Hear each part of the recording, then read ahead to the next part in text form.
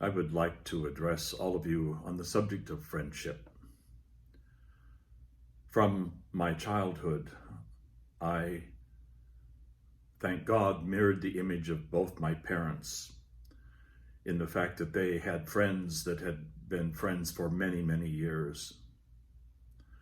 I remember my dad had a friend who had been a doctor in Spokane who had a problem for a period of time with alcohol. And eventually he lost his job with a hospital and he lost his clinic and he became homeless. And I remember one day my dad and I were driving through an area of downtown Spokane, and my dad all of a sudden stopped abruptly and pulled over to the curb and he said, "I'll be right back." And he got out and he went over and he crouched down on a knee and he was engaging in conversation with a homeless man. And I remember at the time I was kind of embarrassed, like, oh, I hope none of my friends see me with my dad out there kneeling down and talking to that homeless guy.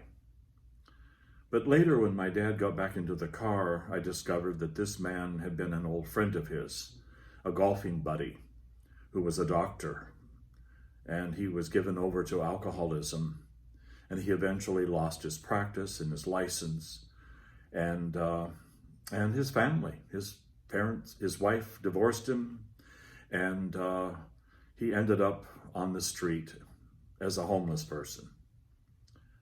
And I remember my dad telling me this is a good example of why we never should judge someone who's homeless or someone who's poor. There can be all kinds of mitigating circumstances. I never forgot that. And then my dad proceeded to tell me that this fellow was still his friend, even in his present state, and that he was going to do everything he could to get this man back on his feet. He said he was a good doctor, but he just happened to have a problem with alcohol. Eventually, much to my dad's delight and joy, this man got treatment and sobered up and was restored his license to practice, and he was back in a clinic, the previous clinic that he had worked in as a doctor. That has stayed with me my whole life. We cannot judge anyone who is homeless. I talked in, I think, one of my blogs about this time that after I was sucker punched by that man at the parking lot when I was gassing up my van. And I made a pledge that I was going to forgive him and that I made it clear to the sheriff's department and to the court system that I wanted to be able to engage this man personally and tell him that I forgive him. And that I asked and I wanted him to know that I cared about him, that God loved him, and that I would be praying for him. And eventually I got to do that. But it all started really with my dad imaging what it meant to be a true human being and a Christian. This is something, especially in these trying times of the lockdown because of the pandemic, that we need to do that. More and more people are homeless. On my way to my hotel to be prepared for this funeral, I passed a series of homeless tents in Portland's downtown core, block after block after block of homeless camps. Chinatown, which I used to frequent when I was a young psychologist in the city, had completely changed. All the shops and stores and restaurants were closed. And it was block after block after block of tents and people sitting out on the sidewalks or in makeshift chairs, homeless. And my heart went out to them. There was nothing that I could do for them except bless them.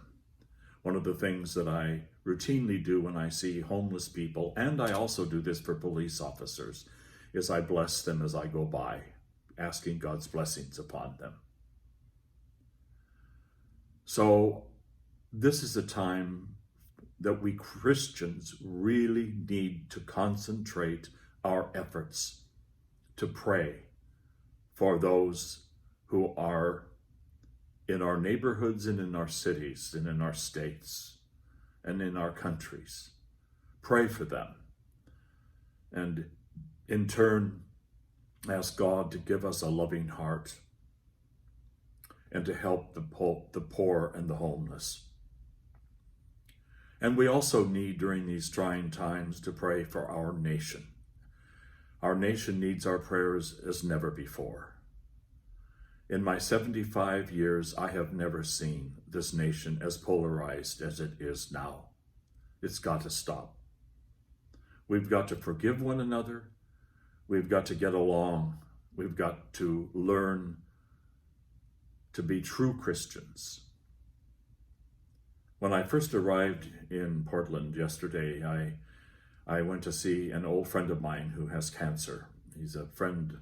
Paul has been a friend of mine since 1969.